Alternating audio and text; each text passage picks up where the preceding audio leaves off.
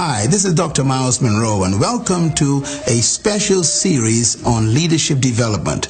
Of course, at Bahamas Faith Ministries and Myles Munroe International, we are dedicated to building leaders and training leaders to become an agent of change. I've traveled around the world to many different countries using these principles to inspire people to become better influencers. And for you to become a leader, of course, it's very important for you to know a few basic principles. First of all, you must believe that you were born with the capacity to influence other people and the world. Secondly, you must believe that you possess the potential and the ability to influence the world with your gifts. And thirdly, you must believe that you were created by God and born in this generation because whatever you have, your generation needs. That means you are significant to the world. And today I am very honored and pleased to introduce a wonderful series of teachings that are going to be focusing on developing the leader in you and the leader in other people. I trust that you will enjoy every segment. I encourage you also to make plans to be with us on these special programs. Take notes, get your iPad or your notepad and write down the principles. And I also want to remind you that you can receive all of these different sessions in a special package on leadership development. If you're interested in actually using these for your personal training, the training of your staff, or maybe developing people under your care, then you are free to have access to this wonderful material. And I say that it took me years to develop this material, and I hope that you will benefit from every session. So let's get started as we look at discovering the leader in you and developing the leader in others. Our special program on this station today as we study leadership in depth. Join us right now. If you're going to influence society, you must be the leader in that area. And when we talk about leadership, one of the things that we are running into from time to time is an historical problem. We are all suffering from miseducation. We have been educated right out of our own self. We have been trained to not trust ourselves. We've been conditioned not to believe ourselves. And we've been specially brainwashed to never know ourselves. And this is a reality in our region. That's because our history is a history of oppression. Oppression is designed to devalue the oppressed. Oppression's goal is to break the spirit of the oppressed. What does one mean when one says break your spirit? This concept of breaking the spirit of a person means that you control their thinking until they surrender. That's breaking their spirit. As long as somebody is willing to fight, their spirit is not broken. But when a person surrenders to the context or the environment or to the powers that be and decide, I'm not fighting anymore, I have to accept what is, that person's spirit is broken. And, of course, the oppressor has succeeded. This has happened to us in the Caribbean. Most of us hate to admit it, don't want to even know it. And the saddest part of it is we are suffering from it and don't know. Broken spirits.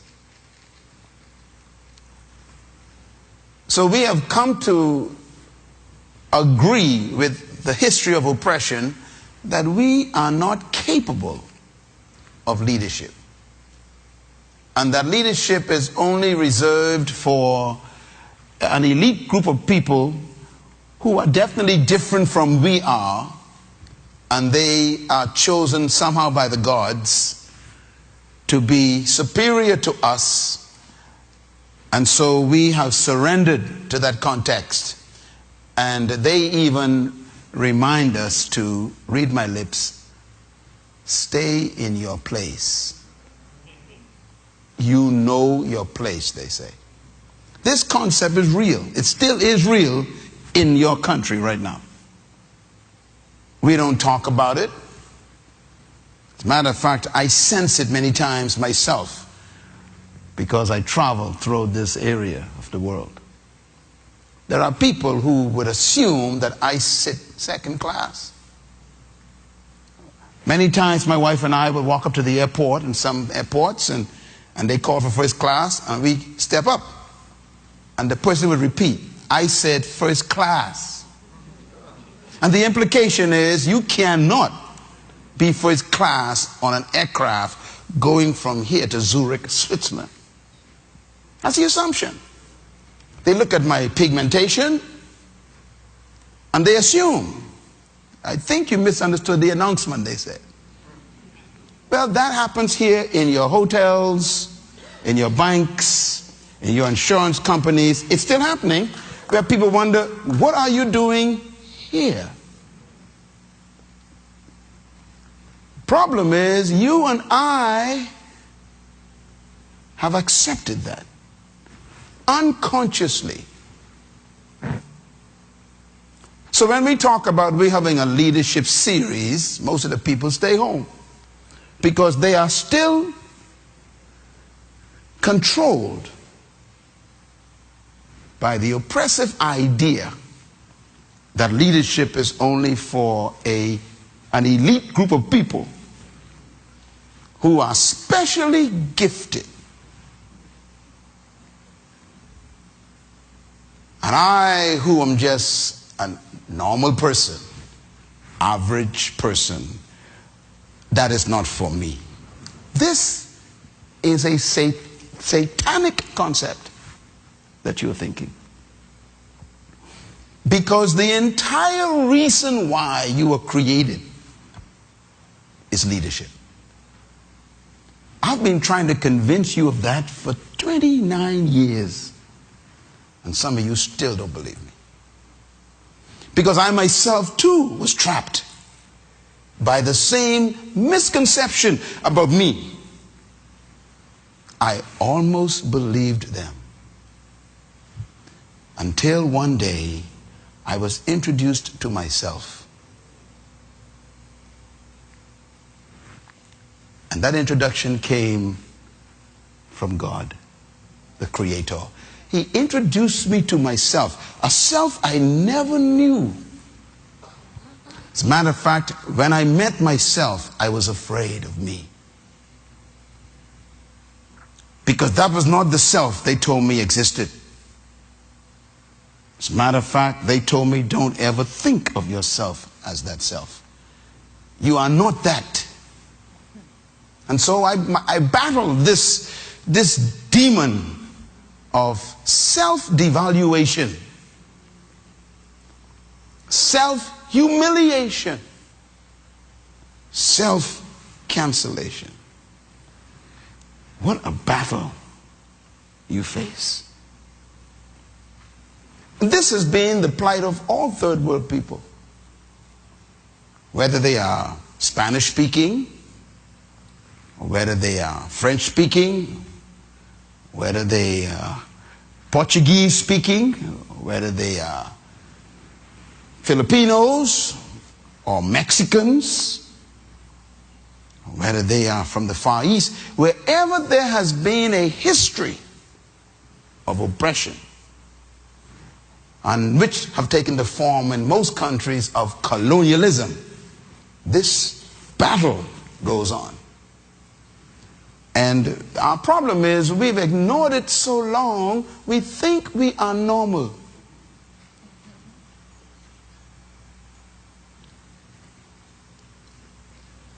So I want to talk to you for a few minutes about how to become yourself. How to become the leader that you were born to be.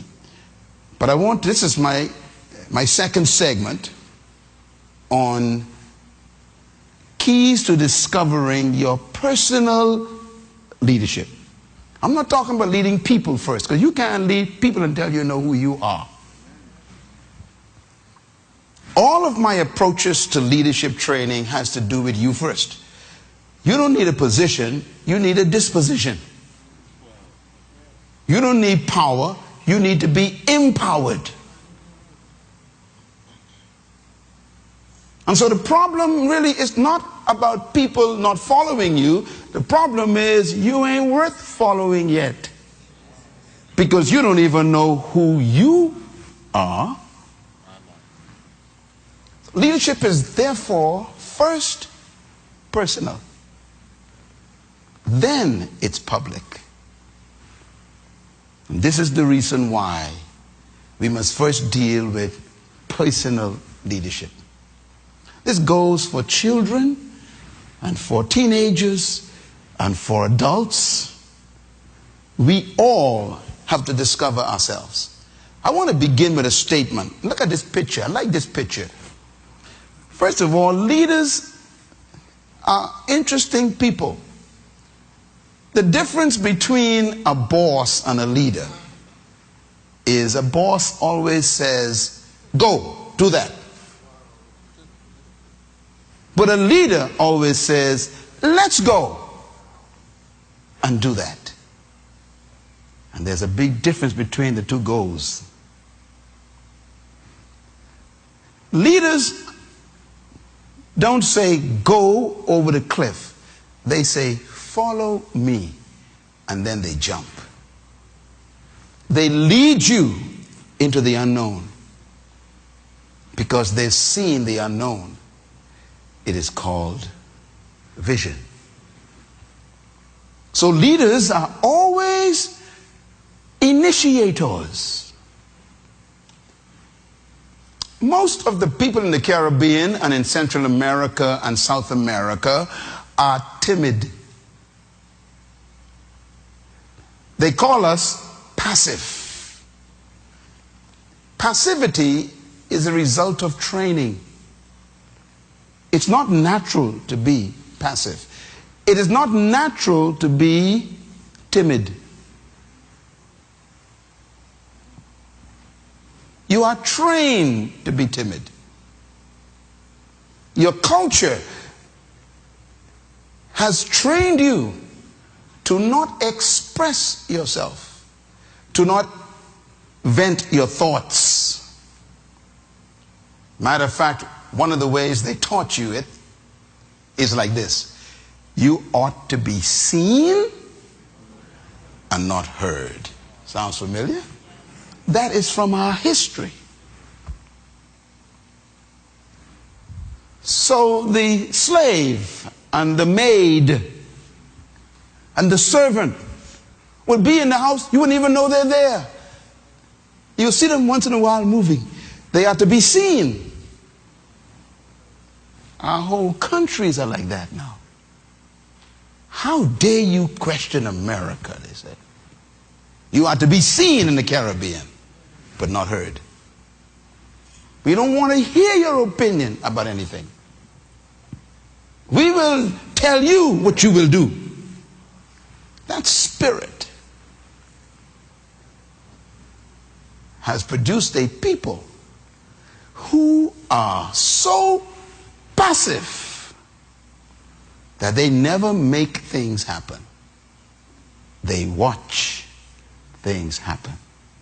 What a tragedy. That must change now. You know how old you are? If you don't change that now, your children will be victims of other people's initiatives. It's time for you to jump and tell everybody in life, I'm not waiting anymore. Write this down. Leaders don't wait. If you are a leader, you're always willing to jump first. And sometimes you're not sure what's at the bottom, you know. But your confidence in your capacity to fly or swim is bigger than your fear of what's at the bottom. Which means that your belief is in yourself, not the bottom. That's where leadership begins. talk a little bit about where this leadership lies. This is from one of my books. This is from my heart. Deeply embedded in the nature of man is the spirit of rulership and leadership authority. I'm convinced of that. Deep inside every one of you, in your nature, is the spirit of leadership. I am sure of that. Now, most people will die as followers. We know that. But all of them carry with them in their human DNA the spirit of leadership. Many times it may surface at different moments. And because of your cultural training, you bury it quickly. We call it giving you peace of my mind. That's your leadership showing up. But you are trained to suppress it. You are conditioned to never resist anything. Be nice. Cooperate. Be submissive. These words, they have trained you to believe them. But inside of you, there is a natural inclination to lead. But we have been almost harnessed like a horse, where they have placed certain things in our lives that administer pain if we move over the line. They come by threat. They come by intimidation. They come by instilling fear in you if you do certain things, like losing your job if you resist something. They got these pressure points, like a horse. You know, you control a horse by pain. When you put that stirrup in that horse's mouth, you know, that bridle, that hurts the horse. When you pull it, it hurts the horse, so the horse turns to stop the hurt. That means you're not controlling the horse. The horse is responding to pain. And that's what they've done with humans. The culture has put a bridle in your life which tells you, don't go in that direction. We will give you pain. My hope is that before this series is over, you will by yourself spit the bridle out. That you will regain your natural stallion spirit. Anybody feel that in the mind? That's what I want to see. I want people to capture themselves and say, wow, this is me. Yeah. That's the struggle we have to deal with. In one of my books entitled The Spirit of Leadership, I give you two definitions. One is called the spirit of leadership, and the other one is called the leadership spirit. They are different. It took me years to understand that, but the leadership spirit is what you are born with.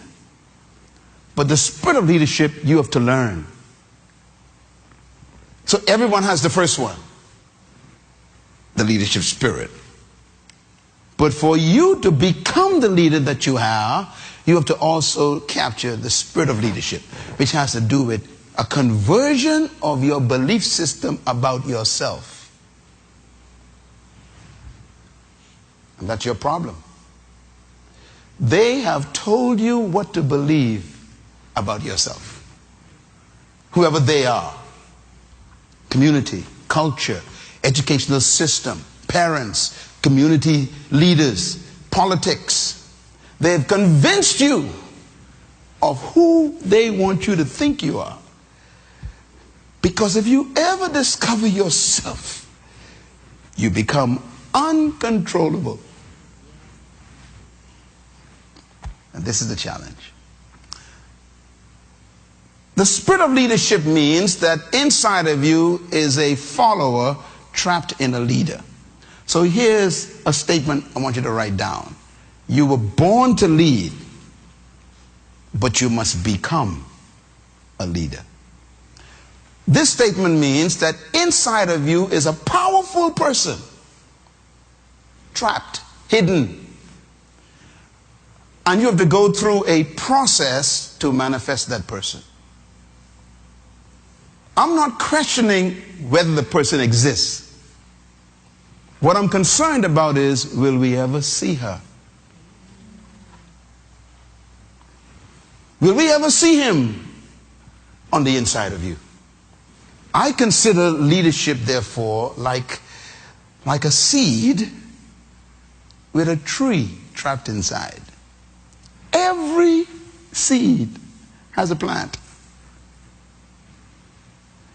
Do you deny that? No, it's impossible. So when you hold a seed in your hand, you are definitely, unequivocally, completely, truthfully holding a tree. And it's absolutely true. The problem is, the seed is a tree, but it must go through a process to become what it already is. Am I getting this right? In other words, the mango seed is already a mango tree, but it is trapped. And in order for the seed of the mango to become a mango tree, which is itself, it has to go through this process. Leadership is that way. You were born with leadership on the inside, no question about it. But to become that, you got to go through a process. And that's why a class like this is important. How do you make a mango seed become itself, which is a mango tree with mangoes? First, it has to be planted. Second, it has to have moisture. Third, it must have some nutrients from the soil. Fourth, it needs time. Fifth, it's usually hidden before exposed. You don't just jump out and say you are a leader. Six, it has to push through soil. Sometimes you got to fight from the beginning to make it just to the surface. And then you need ultraviolet rays from the sun to convert what you have into chlorophyll. There has to be external input into your life, not to create you, but to germinate you. My job as a teacher is to pour fertilizer and water and nutrients. I'm not here to make you a leader. I'm here to germinate what's already existing. The soil doesn't create the tree. The water does not create the tree. The nutrients do not create the tree. The tree already exists. All these components do is they activate what's already present. That's why you're not a leader yet, because you've been in a toxic environment for the last 30 years of your life. Your classroom was poison. Your teachers will lie. I'm talking about the chemical. Even some of your parents was pollution. It can be in your own house. And you battle your neighborhood. You got to fight through your friends that you grew up with because they don't want to become. You got to become who you are. It already exists, but you got to become it. And that's why I am very careful about who I keep company with. I'm very careful what kind of books I read. I don't want to feed my chromosomes poison. That's why I'm careful what kind of movies I go to see with all that foul language. and bloody killing.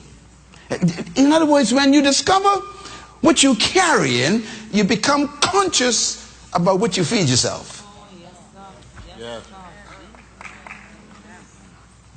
We just don't care where we are, do we? We just don't care what we eat. And I'm talking about mentally. We don't care who we are with, who's fertilizing us. Whoever you listen to is fertilizing you. And that can be a person or a TV show, a book, or an internet program. Whatever it is, if they're feeding you, you are causing them to infect your hidden tree. This is the challenge of leadership. I mentioned to you that everybody was born to be a leader. Please write this down. You were created to lead, but not to lead people. Now, this is a difficult concept when I teach it all over the world, because your culture tells you to be a leader, you need followers. I disagree. Now, don't get me wrong. I used to believe that. I was taught, and the Chinese have a proverb, I think, that kind of reinforces it. It says, he who think he leadeth and hath no one following is simply taking a walk. That's what the Chinese proverb said. Let me say it again. The Chinese says, he who thinketh he leadeth and hath no one following is simply taking a walk. I used to believe that. I don't believe that anymore. First of all, I don't believe you need followers to be a leader.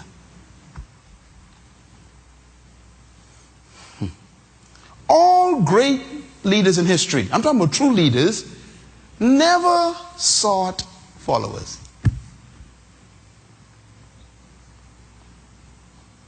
When a person seeks followers, that is proof to me that they are not leaders. They have ego problems. They have self-concept problems. They have self-esteem problems. They need other people to give them value. This is not leadership. This is a disease. It's called low self-worth. And there are many of them in our nations with titles. You were not created to lead people. I'll leave you to point number 2. Write it down. You were created to lead in an area of gifting.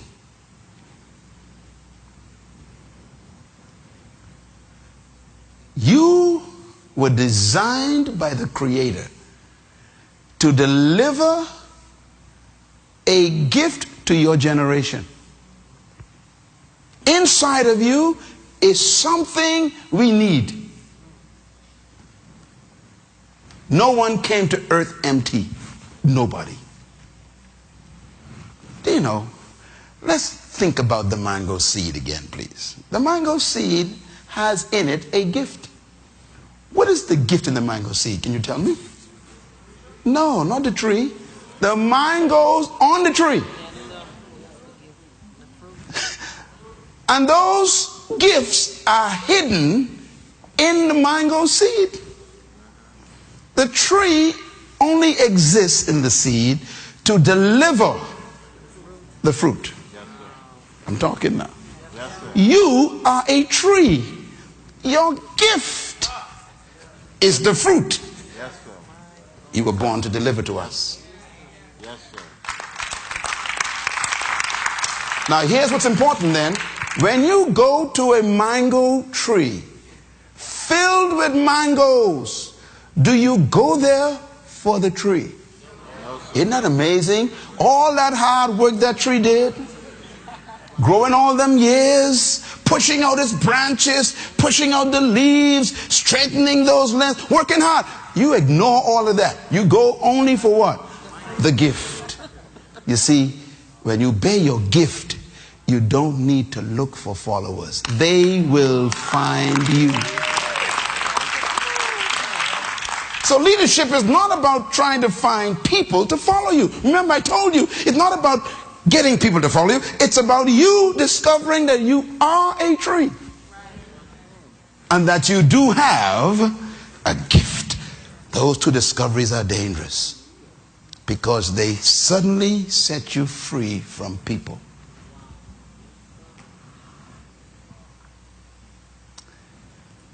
I discovered something about fruit trees, you know. They never bring their fruit to you. Write that down quick. See, when you know your gift, you don't need to promote it. It promotes itself. And they will seek you out. When I was a boy in this island growing up, there was a lady living behind our little house in the village called Bain Town. She had so many fruit trees, and we only had 2. And when ours was empty, us as little boys would look at that fence, 10 times higher than us. But the desire for those beautiful yellow and red mangoes took over our passions for the fence. And suddenly the revelation that we can jump this fence becomes bigger than the fence itself. And we find ourselves achieving greatness. We would leap over the fence. And she had dogs in the yard. It didn't matter. The danger was not as strong as the desire. Say it. The danger was not as strong as the desire. When people see your fruit, they will leap over other people.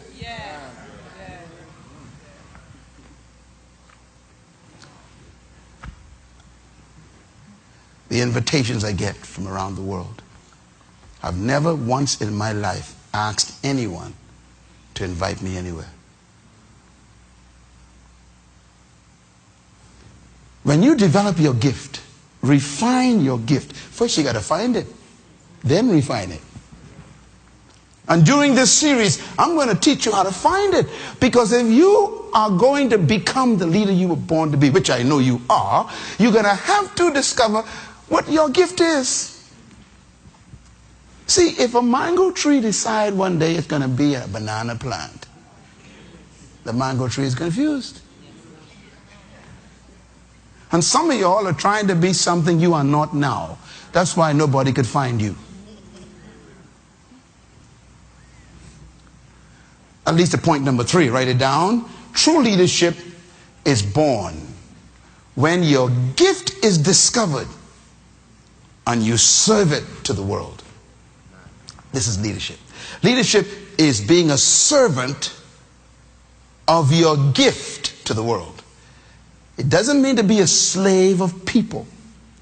It means to be a slave of your gift.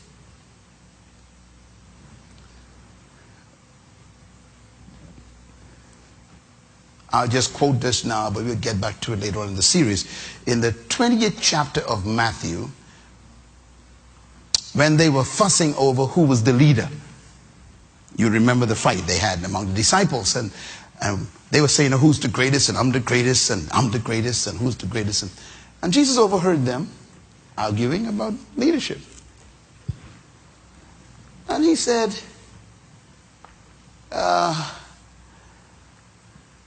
why do you want to be like the pagans who like to lord it over people?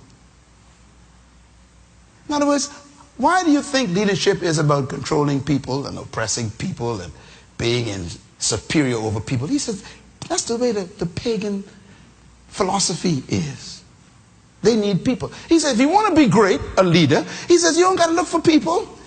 He says, become the servant of the people. In other words, become the greatest what? Servant. Find something to serve them. You become great.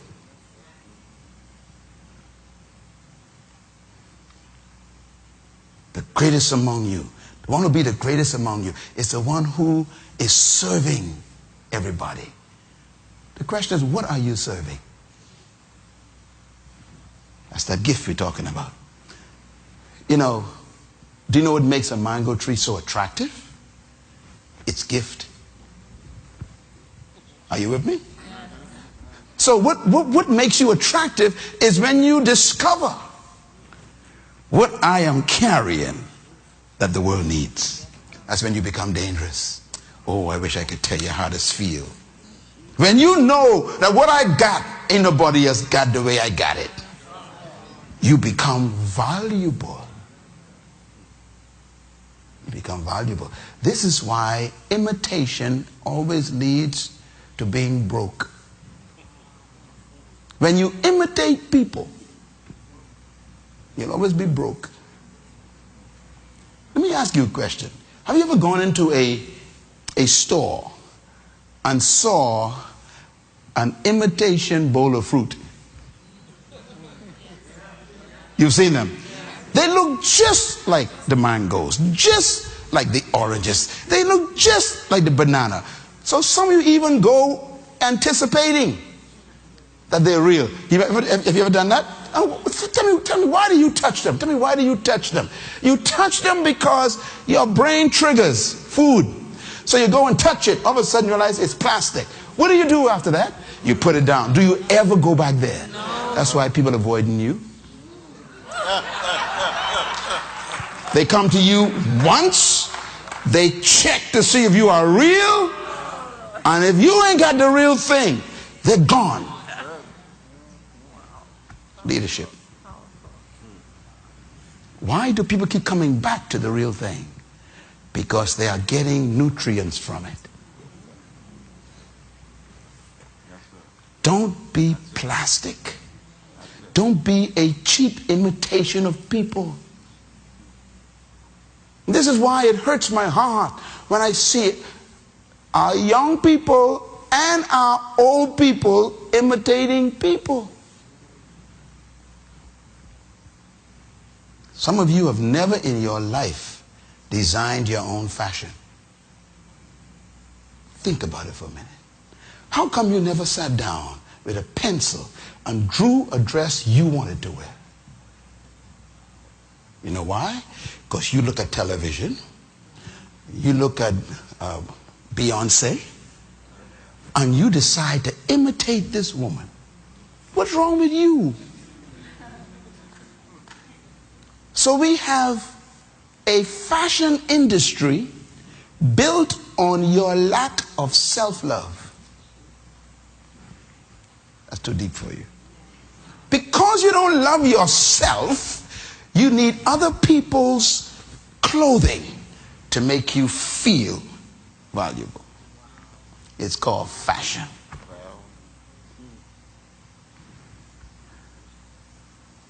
How come you are not producing fashion? How come you are not leading the way of what kind of suit women should wear? Because we're stuck with this low self-esteem. And we try to get esteem from other people. So if I wear a certain brand, we say, then I am valuable. And if you can't afford the brand, you are not valuable. Both people are sick.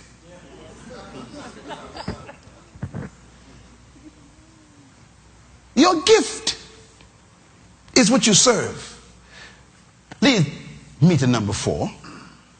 The value in each human is the gift they were born to deliver to the humanity. Please write this down. The value in each human is the gift they were born to deliver to humanity. That's your value. And by the way, your value determines your wealth.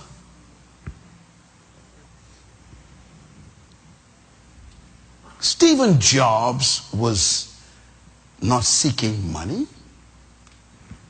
He found his gift. Bill Gates did not know he was going to become a world-class leader. He simply had a gift. And he took the gift and served it to the world. And his wealth was a byproduct of the service. So the question is, What makes a person successful? My answer is very simple. Making yourself valuable. When you become valuable, you receive worth. When you receive worth, people pay you to be yourself. That's what makes a leader. That's why true leaders are never proud. They never seek money. They don't seek, relationships or nothing. They are so busy being themselves that they make people want to be with them, because people like to be with the real thing. Think about it for a minute. Don't you hate to be around a fake? Because you ain't sure what they can be tomorrow. But when you know who you are and you discovered what you have, that makes you valuable. And therefore, leadership is really not about people. It's about self-discovery. That's the first step. Personal leadership. Write this down. People are attracted not to you, but to your gift.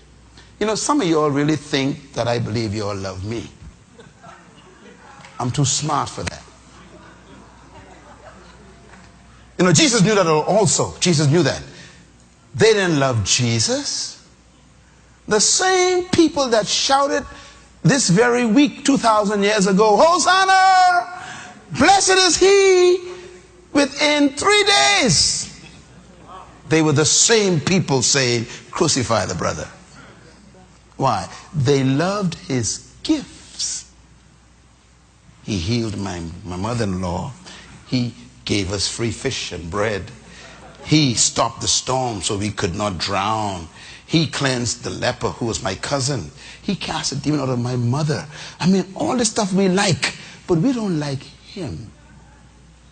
This is why you don't eat the mango leaves. You don't chew the mango bark. And you don't carry the limb home. You know what you do? You go there, pick the fruit, turn your back on the tree. That's why you'll never catch me. You will never catch me. None of y'all will ever catch Myles Munroe. I know just why you come to me. You love my gift. I ain't stupid. So that protects me from being disappointed or emotionally scarred by your rejection.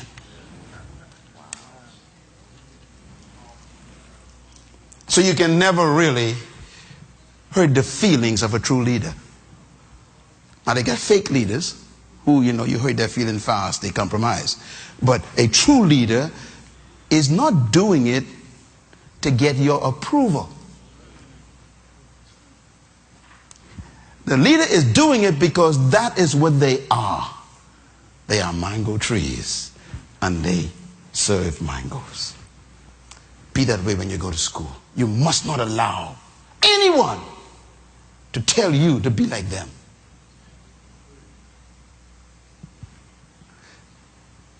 People don't come to you. They come to your gift. This is why most Hollywood stars and music legends die depressed, sick, drug addicts, poor and broke. Because they confused the fans' love for their gift with their love for them. They thought the fans loved them. And the minute they make a mistake, the fans sacrifice them. Burn them up. And they walk away saying, I thought y'all loved me. And so they start taking drugs to try and ease the pain. Let me tell you something. They ain't coming to you, sister. They coming for your song. When your song finish, you better have your own hymn to hum to yourself. Do you understand? Leadership is not about trying to get people to like you. Leadership is about you committing yourself to serve the people no matter what, and to serve them with dignity and with class. It's leadership. My friends, here's a young man. His name is Tiger Woods. I love this picture. Now, let me tell you something. Tiger Woods this week just came back. You all know that, right? The guy is on top again. He's #1. Now, do you think they like Tiger? Oh, you know they didn't like Tiger. Now, you see, that's why I use him as an example. They didn't like Tiger. They liked his gift. And now he signed a contract again this week. They said to him, you'll never have another contract. But the guy decided, I may have a problem, but my gift ain't going nowhere. Come on, somebody. One thing with your gift, it never leaves you. Now, you can abandon it. He decided, no, I still got this gift. And I'm going to weather the storm. I'm going to make the right decisions. I'm going to confess my mistakes and my wrong and my sin. I'm going to redeem the time. I'm going to put my energy back in this. I'm going to fight through all the criticism and all the hurt and the pain and degradation and all the stuff they say about me. I'm going to still come on that court knowing what they think, because my gift is still with me.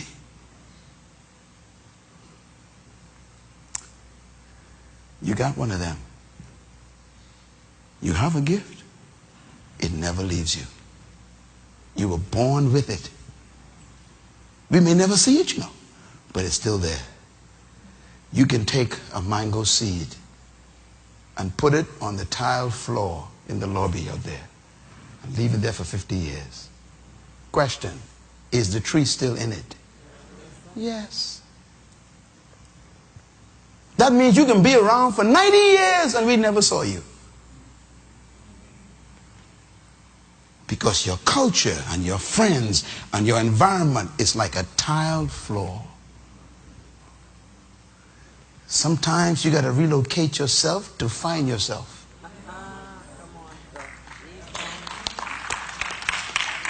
Sometimes you got to leave the most wonderful people to meet the right person, yourself. It's about finding yourself, his gift. Let me tell you something. This is my philosophy. This is Myles Munroe's philosophy of leadership. #1, I believe that trapped in every follower is a hidden leader. Write that down. That is true. I believe that. Jesus believed that. That's why he didn't cancel fishermen and farmers. He knew they were not just fishermen. He actually told the fishermen, I'm going to turn you into a fisher of men. You think fish is the only thing you can catch? Inside of you is a catcher of humans. You're going to influence humans. You're going to do what you did to fish to people. He saw in that fisherman in that little village a leader who would change the world. Trapped. #2, you were born to lead, but you must become a leader. #3, you possess the potential and the capacity of leadership. This one is very important. Having the potential and the capacity doesn't mean you will have the experience. Again, let's take a look at the mango seed on the tiled floor. The capacity to become a mango tree still exists. The potential to become a mango tree still exists. But it is trapped and may never come out because that seed has never been placed in the right environment. So it is with a human being. You possess the capacity to lead, but you've been convinced by your history and your culture that you ain't got the capacity to lead. You know, I consider leaders people who made a decision to reject everyone's opinion. A leader is born when you declare independence from other people's ideas about yourself. And until that happens, you're a follower. As long as you need people to like you, you can never be a leader. I am not in the business of having a love affair with people's approval. This is why most true leaders, they irritate you. The irritation comes from the fact that they wouldn't behave the way you want them to behave. That's what irritates you about them.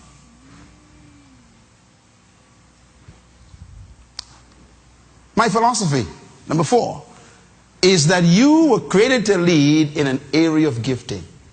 That's why leadership is a personal discovery. That leads to point number 5. True leadership is simply self-discovery. I am, and I have. I am, and I have. I am a mango seed. I have mangoes. What a discovery. I am a mango tree. I have mango gifts. By the way, I wasn't born the way I am talking to you right now. I was born like anyone else in this country, in this island. I was born during the time of oppression. I had to go through a transition. I needed transformation in my own mind.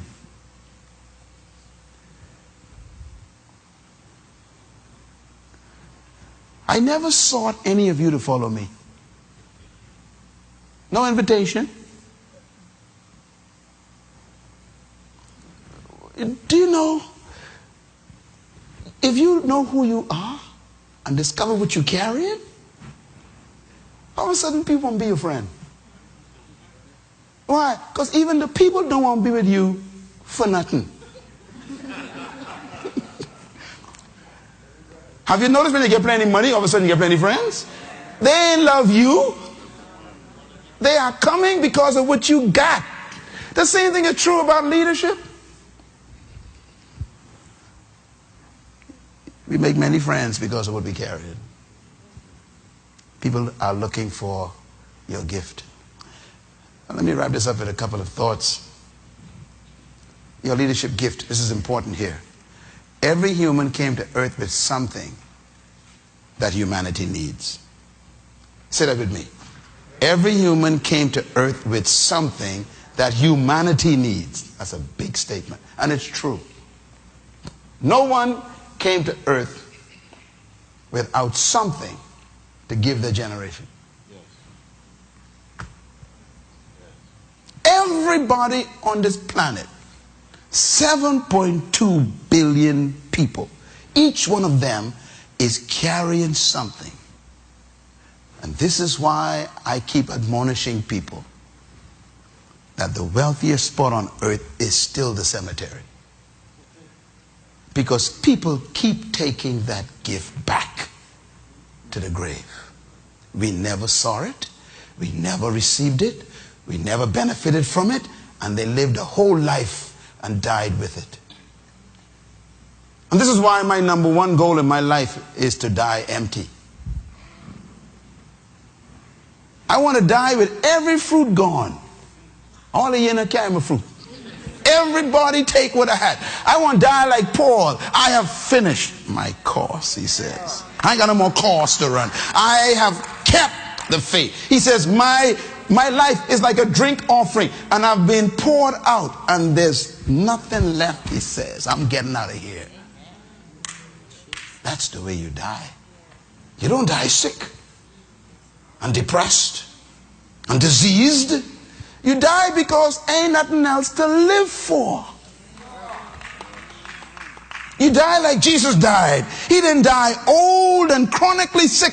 He died finished. What a way to die. He says, it is finished. That's leadership. I'm empty, he says. I gave my all. What a way to die. On Sunday gone, we had those men up here, our founding fathers, and most of them are over 80. They look good, but they're over 80, most of them. And I sat there thinking, they could afford to die. They could afford to die now. They did what they're supposed to do. They gave us a country. They said, now y'all take care of it. You know, we can't tell you what to do with it, but we delivered it to you. Don't feel sorry for them. Be sorry for yourself. Because you're still full of stuff.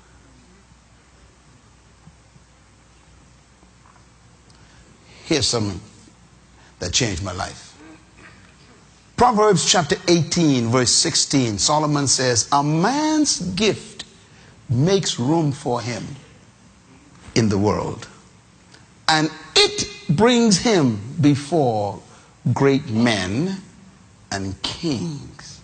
This is a deep statement. A man's what? Gift makes room for him in the world. What that means is, in this world, we don't make room for you.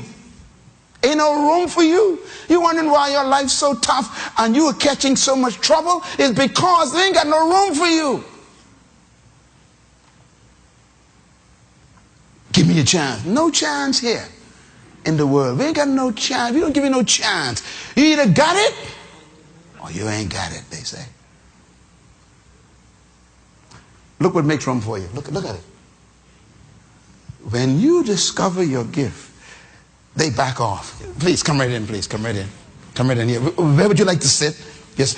What do you want to drink? They start making room for you. Gift.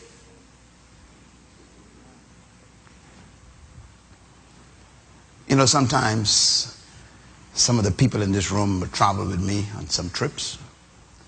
And sometimes they say to me, you know, Pastor Myles, I can't believe I'm here. I say, here where? I'm with the Prime Minister of this country. I say, no, just why you here? My gift brought us in this room. And you with me. You stay with the gift. It makes room for you.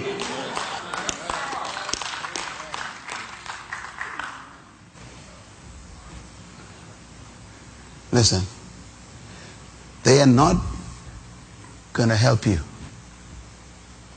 You got to make them help you. Your gift makes room.